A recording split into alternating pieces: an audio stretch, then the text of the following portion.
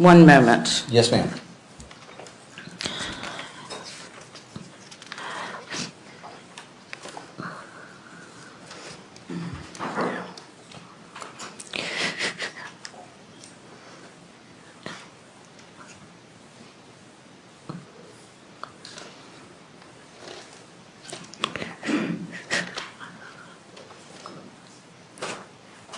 If I may have 1 moment. Yes, ma'am.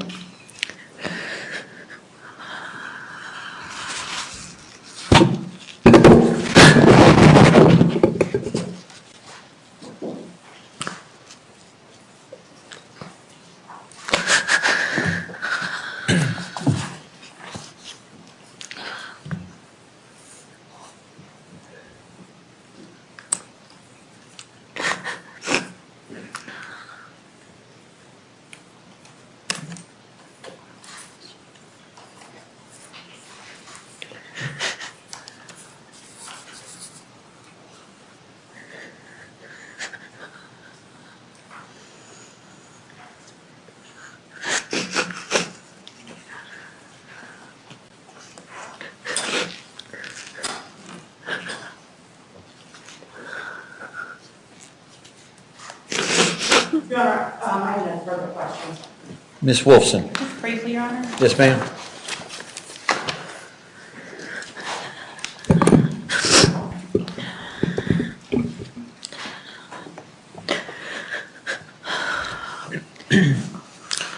Ms. Rower, that night when you all left the gas station, did you see any car following you from the scene? No.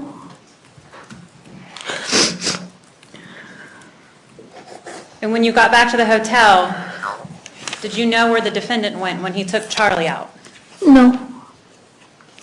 Back at the hotel, were you paying attention to the defendant the whole time? No. The next morning, when you said you wanted to go home, were you stomping your feet? No. Were you demanding to go home? No. Did you just say, I want to go home? Yes.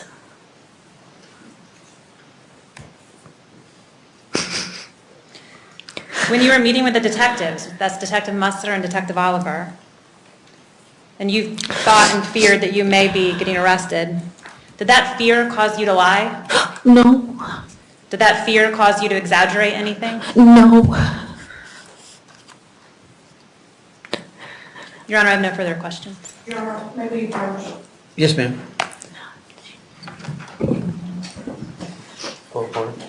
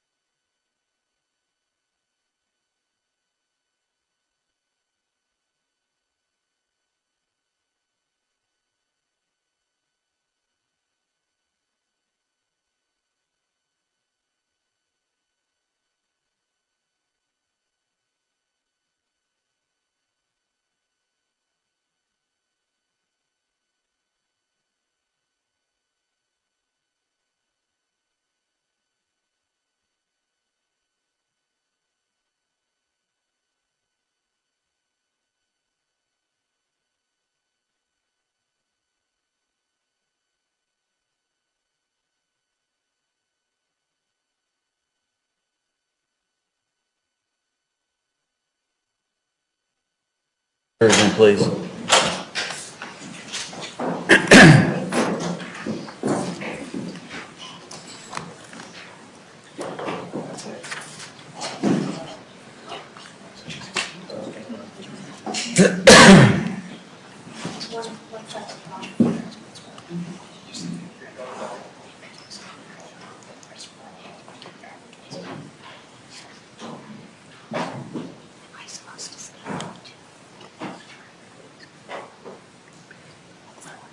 Are you getting lined up?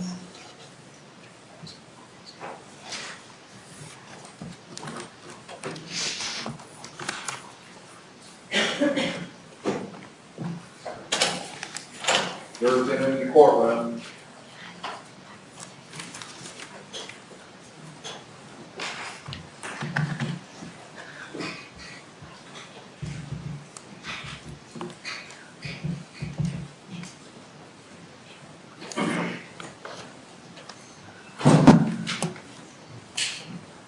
Thank you, ladies and gentlemen. You can resume your seats. Ms. Wolfson?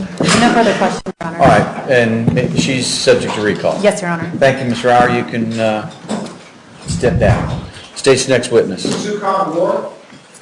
Sukon Wharf, please.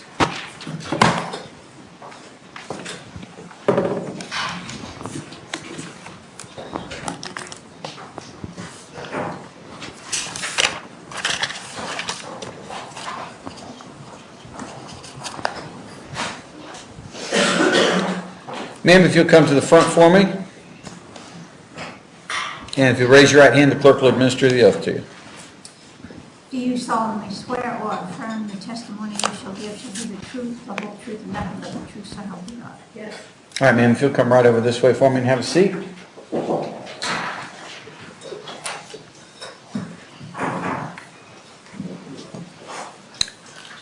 And if you adjust that, yes, ma'am, you can just adjust that. Be sure and speak directly into it so everybody can hear you. Mr. Guy. Thank you, sir.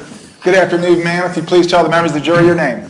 My name is Sukhan Wharf, that's spelled Sukhan, Wharf, Warf. And Ms. Wolf, where are you employed? I work for the Florida Department of Law Enforcement in the biology section. We have a lab right here in Jacksonville How long have you been with FDLE? for 12 years. And your official title is what? Crime laboratory analyst for the biology section. And what are your duties and responsibilities as a crime laboratory analyst in the biology DNA section? I take in items of evidence and screen them for their potential use for the DNA testing process, and I also perform the DNA tests on those items. And how long have you worked in that section? For 12 years. What is forensic serology? Forensic serology is the study of bodily fluids as it pertains to criminal cases. And you do conduct DNA testing? Yes. What type of DNA testing do you conduct? The particular type of DNA test that I conduct is called STR, or short tandem repeat DNA testing. And how long have you been conducting the STR DNA testing? I've been doing it independently for over 9 years. Briefly summarize your educational background for the members of the jury, please. I have a bachelor's in biology, bachelor's of science degree from the University of North Florida, and then I went on to obtain my master's in forensic DNA and serology from the University of Florida. Did you also receive training within FDLE to prepare you for your duties as a forensic serologist and DNA analyst? Yes, I did. FDLE, Florida Department of Law Enforcement, has a very in-depth training program, and the total length of my entire training was approximately a year long. Your Honor, we would stipulate to this witness's credentials and to her admission as an expert witness. Mr. Guy? I was just about there. Yes, sir. Do you want to jump ahead and be there? Yes, sir. That's All fine. right, then, ladies and gentlemen, this witness will be declared to be an expert in the field that she's just described. In that regard, her testimony is the same as any other witness, with the exception that she can give her opinion in the area in which she has been declared to be an expert. Mr. Guy. Thank you, sir. Ms. Wolf, what is DNA and how can it be used in a forensic setting? DNA stands for deoxyribonucleic acid, and it is found within most of the cells of your body and makes us who we are. Most of the DNA between individuals is going to be the same because it makes us human, but there is DNA that makes us different. It and it's important forensically because it can be used for identification purposes. And where is DNA found within the human body? It's found in most of the cells of our bodies, particularly the type of DNA testing I do needs nucleated cells, so cells that have a nucleus, because that's where the type of DNA testing I do is found. And what is commonly referred to as touch DNA? Touch DNA is just a term that's used as an attempt to collect DNA from an item that was handled or touched. So with this type of testing, we are just swabbing something to attempt to find skin cells to see if we can obtain a DNA profile from them. And just because a person touches a surface or object, does it mean that they will leave DNA behind that could be recovered and analyzed? No, it does not. In fact, a lot of touch DNA samples do not have any DNA results at all. And how typically are touch DNA samples collected from a surface or object? Yeah, I'm sorry, can you repeat that? How typically are touch DNA samples collected from a surface or object? The process of collecting a sample for touch is just to swab the item. You'll moisten a swab, a cotton tip swab, looks like a Q-tip, and just rub it onto the surface of the item you're trying to collect any cells from. Have you had an opportunity to examine evidence in the case of the state of Florida versus Michael Dunn, FDLE number 2012-406772? Yes. May I approach the witness, Your Honor? Yes, ma'am. Yes, sir. Ms. Worf, let me show you what's been marked into evidence as States 197 and ask you first to examine the packaging. Do you recognize that? Yes, I do. And what do you recognize that to be? I recognize this to be a swab from some shell casings. Is that one that you examined in connection with this case? Yes. And how do you recognize it to be the same? I recognize it when an item comes into the FDLE laboratory, it's given a FDLE case number and item number, and that would be on this yellow tag that's on the packaging. So I recognize it by the numbers that are present on there, and also when I examine this item, I put my initials on it as well. Was that exhibit sealed when you received it? Yes, it was. And what is contained within the exhibit? Inside, there's a swab wrapper that contains the swab, which is similar to like a Q-tip, a cotton tip swab. All right, and how do you know that that's the same swab that you examined in this case? I know that this is the item because of the markings that are on the container. Did you also, is the swab itself in a package? Yes. Within the exhibit? Yes, it is. Did you write any identifying information on that package? Yes, I did. Inside, this is just a swab wrapper that the swab came in, and this was opened up, and my initials and case number and exhibit number are also on that inner package. So inside of here is just what's left of the swab that I examined. All right, and did you examine that exhibit, that is that swab, for the presence of DNA? Yes, I did. Can you just briefly explain in layman's terms as much as possible how you went about that? Well, what I'll do is I'll have a clean area first off, and I will take a cutting from the swab, use a scalpel, put it into a tube, and start the DNA testing process. The DNA testing process is a series of liquid transfers, and the main steps in this are first an extraction, in which I attempt to get the cells off of whatever it's on, in this case the swab material, and then release the DNA from inside of the cells into a solution. Then there's a quantitation step, which tells me about how much DNA I have present in that sample. Then I'll undergo an amplification. It takes any DNA that may be present and will make many copies of it, and at the same time incorporates a dye that allows me to visualize it. And I'll use specialized instrumentation to run that sample, separate it according to size, and visualize it using that dye. And then if there's any DNA present, I will use software to develop that DNA profile. What did you find when you examined that swab for the presence of DNA? On this swab, I did not find any DNA. Does that mean that the surface from which that swab was taken was never touched by human hands or any other part of a human body? That means that either it wasn't handled or there's just not enough DNA to be detected, which is quite often the case in a lot of DNA touch samples. All right. Thank you, ma'am. Your Honor, that's all I have. Ms. Hannah, yes, ma'am.